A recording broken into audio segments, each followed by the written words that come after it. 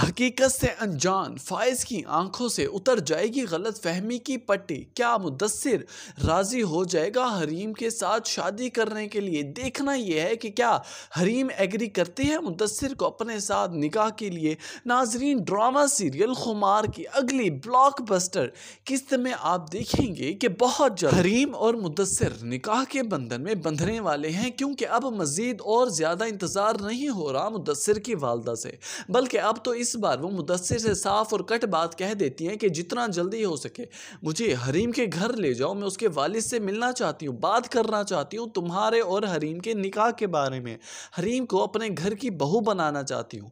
मेरा नहीं ख्याल कि हरीम से बेहतर लड़की कोई तुम्हारी ज़िंदगी में और आ सकती है। यहाँ पर मुदस्सिर एकदम से सोच में पड़ जाते हैं जब उसकी वालदा के पूछने पर मुदस्सिर कहने लगेगा कि मम्मी अभी थोड़ा इंतज़ार करते हैं, ठीक वक्त आ जाए तब बात आगे चलाते हैं। मैं नहीं चाहता कि मेरी इतनी बनाई हुई रेपुटेशन हरीम के लिए मुश्किलात का सामना बने। और दूसरी तरफ आप देखेंगे कि हरीम और मुदस्सिर का लंच का प्लान बनता है। दोनों किसी रेस्टोरेंट में बैठे होते हैं, गपशप कर रहे होते हैं, मसरूफ होते हैं कि अचानक से एंट्री होती है फाइज की और उसकी सबसे पहले नजर जाती है हरीम की तरफ। और जब हरीम के साथ बैठा मुदस्सिर को देखता है तो उसके अंदर से खून जोश मारने लगता है, जेलसी फैक्टर आ जाता है। उसे बर्दाश्त नहीं हो रहा होता कि मेरी बीवी जो मेरे निकाह में है वो किसी गैर मर्द के साथ इतनी बेतकल्लुफ होकर बातें कर रही है, खाना खा रही है। और हरीम की नजर भी जब फाइज पर पड़ती है तो फाइज अपने जज्बात को बुरुए कार लाते हुए कदम बढ़ाते हुए मुदस्सिर और हरीम की जानिब बढ़ेगा, जाकर कहने लगेगा मुदस्सिर से मुझे आपसे हमदर्दी है,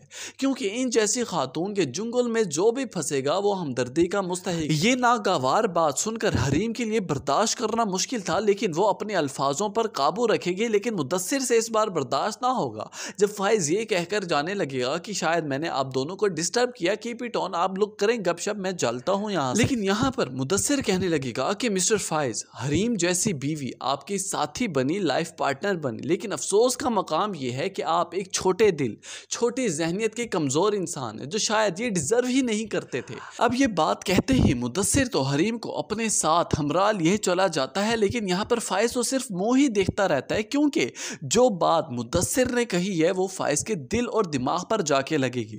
उसे जाकर एहसास होने लगेगा कि कहीं मैं कुछ गलत तो नहीं कर रहा, कहीं मैं हरीम के साथ ज्यादती तो नहीं कर रहा। अब देखना यह है कि क्या अगली किस्त में सारी हकीकत फाइज के सामने खुलकर आ जाएगी, क्या लाइबा सारी हकीकत से आगाह कर देगी फाइज को। अगर आपको भी यही लगता है तो आप अपनी कीमती राय से आगाह जरूर कीजिएगा नीचे कमेंट सेक्शन में। वीडियो अच्छी लगी हो तो वीडियो को भी लाइक कर दो और अगर चैनल पर नए हैं तो चैनल को सब्सक्राइब करना मत भूलिएगा।